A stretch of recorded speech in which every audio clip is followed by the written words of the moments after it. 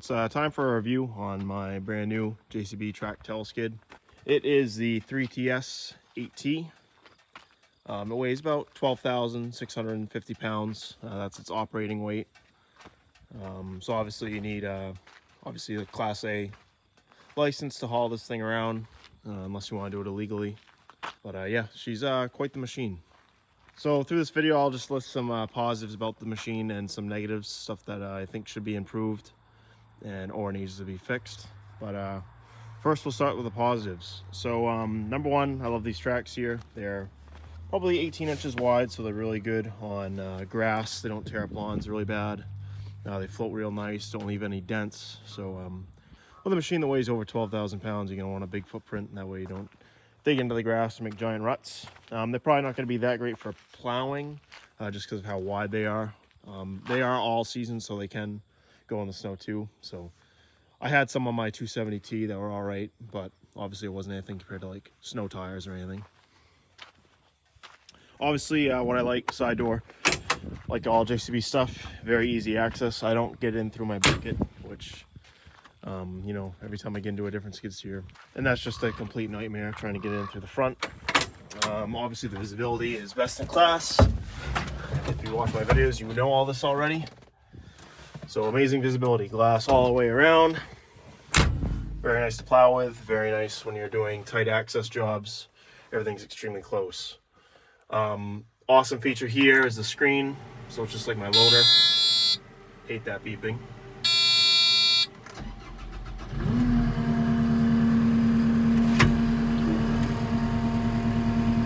So obviously it has all the settings, which is awesome. And there's a nice backup camera, which I don't have any backup cameras on any of my other stuff besides my loader. So having a backup camera is nice. Definitely not needed on this just because the visibility is so good, but it's still nice to have nonetheless.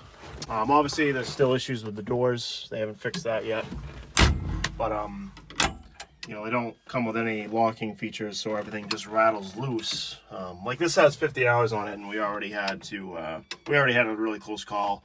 So what happens is all these get loose, then you shut it, everything just gets stuck here. So then you have to pry open your door. In one case, we actually broke the door trying to get in. It was during a snowstorm. But this has 50 hours, and I just had to take all the plastic off and tighten everything because it kept on not shutting correctly. Even my loader door really sucks for that. So the first thing that you're gonna want to do once you get this machine is take this plastic off here. So instead of having your plastic be in the way, you guys are constantly gonna have to tighten these up, usually either every job or every other job. And if you don't want to do that, then you can always get longer bolts and put a locking nut on the other side. That way you don't have to tighten it all the time. I just leave the plastic off because when this does get stuck shut, I actually want to be able to get in here with tools through the window, and trying to get the plastic off while the door's closed is basically impossible. So definitely have the plastic off so you can easily work and tighten this up. So just like my 215, there is another issue with the windshield wiper. It's not even close to big enough, so it misses quite a bit of your window, so you can get like a 3-inch bigger windshield wiper. It's incredibly important when you're plowing snow too, so make sure you definitely upgrade these because these are way too small. Well, if you don't know, this is the Teleskid, so it does have the telescopic boom. It goes out like 5 feet. It's very useful for the landscaping stuff, whether it's loading up big trucks with mulch, loam, sand, whatever. Whether it's getting your last pallet out of the truck, that's extremely easy. No need of chains. Reaching up anything high, like if you're trying to get up on a shipping container, that's great. Even back dragging makes it more visible with your bucket if you can actually extend your boom out, and you can have much better visibility back dragging. So even, you know, setting granite steps, say you're like on 6-7 steps, you know, a normal skid steer won't be able to reach into your steps. With this, you know, you can reach. There's definitely some improvement with the seat. It's a much more comfier seat than my 270 was and my 2017 Teleskid over there, so it's a much comfier seat. What I don't like about this seat though is every time you go to undo the safety lever here, it's so close to the glass that it will smack your hand against the glass. It's literally, you know, touching the glass right there. So on my Teleskid, it's like a solid 4 inches away and you never hit your hand on the glass. With this thing, like, it's every single time. Like, borderline, like, You could literally break your glass just when it shoots up, you know. So that's definitely really annoying, really concerning. Another thing that's I cannot stand, I hope I can turn it off somehow, is that beeping. It literally is so loud that it hurts your ears. They did a much better job of actually labeling the buttons and seeing what they do, because obviously when you have a bunch of different people driving these things and the buttons aren't labeled, they go through a bunch of buttons until they actually find it. So these are really nice. They label them slow mode, obviously fast mode. Your auxiliary here, that's actually your road function, which makes your ride much smoother. When you're traveling fast, it'll actually make your bucket move instead of your whole cab, which we use all the time. Another thing that's huge for us is Bluetooth. Finally got a Bluetooth audio. So it's a nightmare trying to keep the cords in for the guys when they're plowing for a really long time and this stuff. And you know, you had on our old ones, on my Teleskid in 215, you had an aux auxiliary, but it's kind of annoying with the cord being there. I can't even get this thing open. Oh, I can't even get this thing open. Screw that. Well, that's why we don't like the aux. So this has Bluetooth, wicked nice, sounds great. I believe the same speakers in here as the other skid steers, but maybe they do sound slightly better. They really did a great job of making everything super clear, easy to use. Everything's labeled awesome. Basically, any other JCB machine that I had, there's really no labels on any buttons or anything like that. There's obviously no quick start guide. Just really, helpful what they did, all this new stuff. Obviously, having that's really huge too. But definitely a big improvement from my 270. One thing they did that I really, really like is they actually went with black for the tracks here. They used to be yellow. They used to be yellow tracks, and they were pretty ugly in my opinion. I think that makes the machine look quite a bit better. So basically a new style, quick attach compared to like my 215 and my old 270. So basically this is the old style, all mechanical. Well, this one's mechanical too, but it's all open. So the downfall of this is aggregates can get in here and clog up everything. I can get under this flap here and clog up. The benefit is it's a little bit easier to maintain. Free zerk right there. If there is something clogged, you can easily see it. So good and bad with this system, and also good and bad with this system. Basically everything is closed in, so nothing can get in here and clog it up, which is great.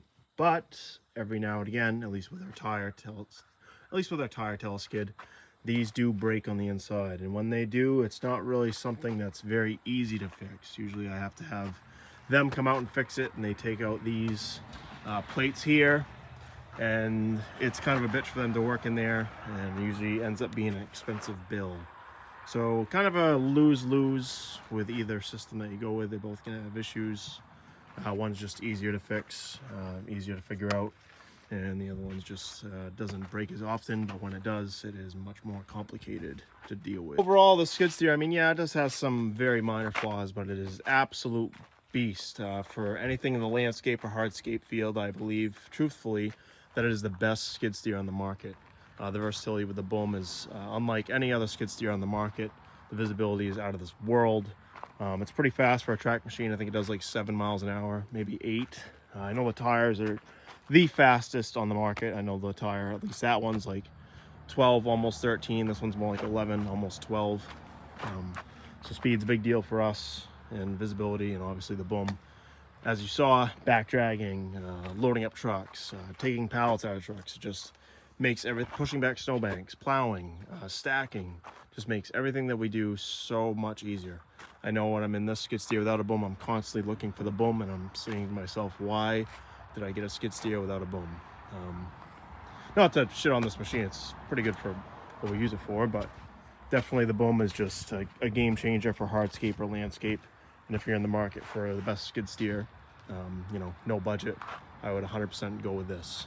The one flaw, like kind of the lack of power. So essentially all these skid steers that I have here, this 7,400 pound one is the 74 horsepower engine. That 10,000 pound Teleskid is also the 74 horsepower engine. And this monster 12,650 pound track Teleskid is also the 74 horsepower engine. Benefit with this machine, it actually has a lot of power for the size it is. So when you're digging into piles, pushing snow, it never really bogs down, which is actually the really only good thing about it. It has plenty of engine for the size that it is. The Teleskid, the tire one, is kind of in the middle. It's 10,000 pounds, but there are times when I'm pushing back snowbanks where I do wish it had a little bit more power. Every once in a while it will stall out. That's usually just operator error, but I do wish it had a little bit more power. But I know, obviously, you know, not dealing with DEF is a big deal too. This, on the other hand, I really think that they should come up with an option, maybe like a 100 horsepower engine for this machine. I mean, it's so much heavier. It's got so much more track to turn. It's got a lot of parts to move. It's got a lot of more weight to push. I think this could come with an option for a 100 horsepower engine or something around that size. I know Kubota's 95 and 97 track are both like 100 horsepower, if not more. I know the big New Holland one is like 114. I know the Case has a really big one that's also like 115 horsepower. So I don't really think there's any reason why JCB just needs to make small ones. I think they should at least have an option.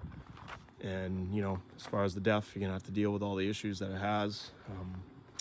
And they do have a lot. I have a tractor that has DEF fluid, and that's a constant nightmare.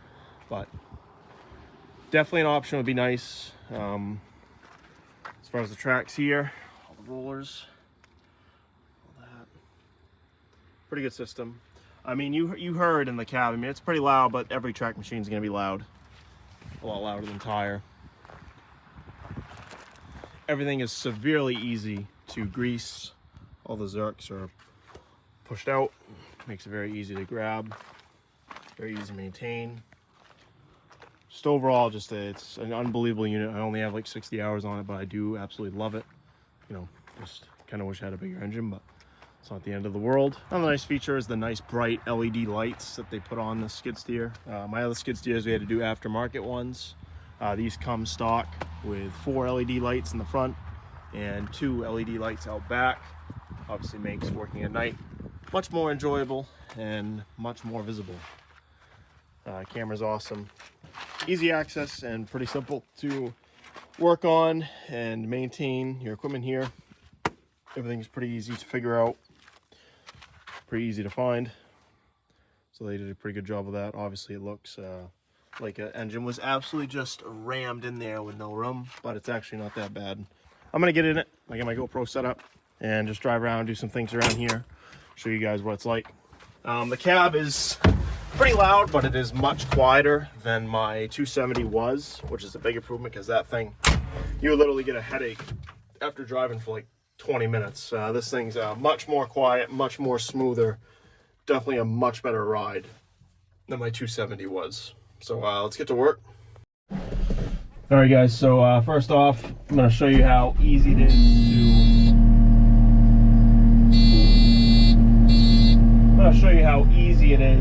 to back drag with this unit.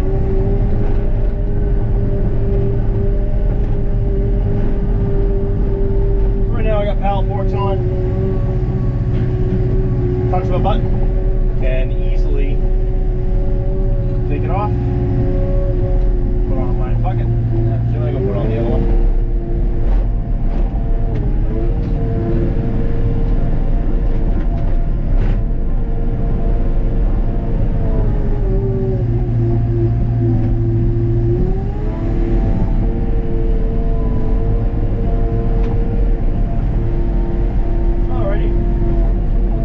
About a half-yard bucket on here.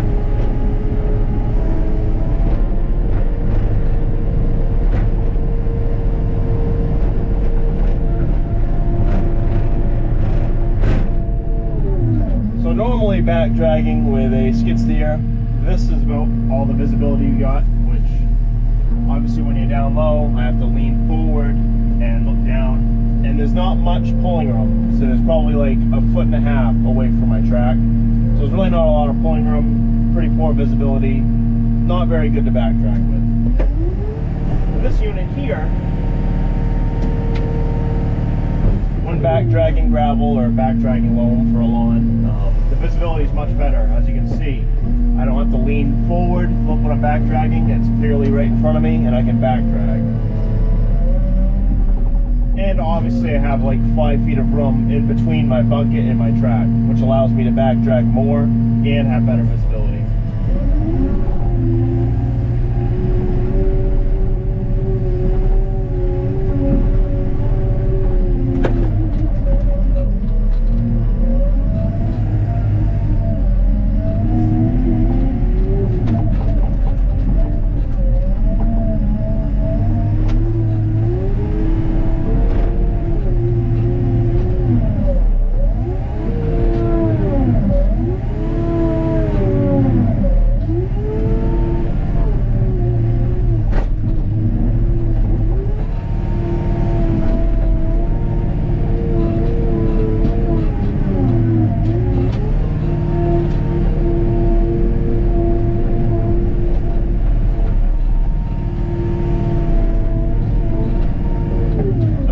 obviously making a ramp and back dragging with this machine here with the Teleskid boom is much easier, much faster, better visibility.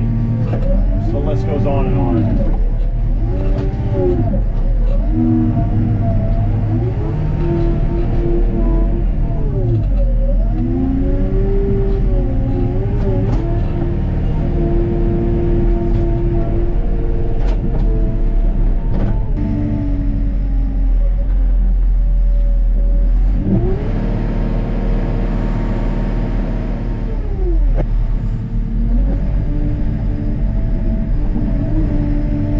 So this pallet here is over 4,000 pounds, and this skid steer can actually pick it up with the boom fully extended. It's not rated for that, but it can do that.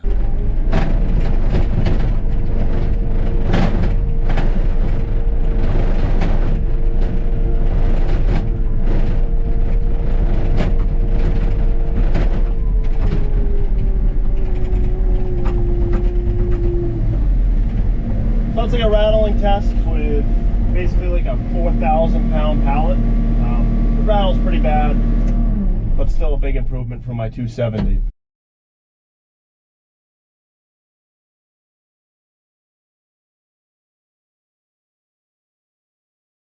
So the biggest issue that I have with this machine is essentially the lack of power. So I understand this is a 74 horsepower engine, which means it doesn't take DEF. But you definitely do notice, because of how heavy it is, when going into a pile, the lack of power. So if you could tell in that video, as soon as I was using my boom, my bucket, and my tracks, the RPMs dropped pretty drastically, and power started to go down. So obviously this is kind of a concern when you're plowing or just pushing back stuff like this. So I do think that yes, the no def is great, but with a machine this heavy, especially the track, I don't really notice with my tire Teleskid, but due to this track machine weighing like 2,500 pounds more, you can definitely notice the lack of power. So what I think they should do is I think they should come out basically with an option, and you can have the 74 horsepower engine, or you could put like a 100 horsepower engine in this. I think this with 100 horsepower would be the absolute perfect machine, but then again, you'd have to deal with that. It's kind of a lose-lose.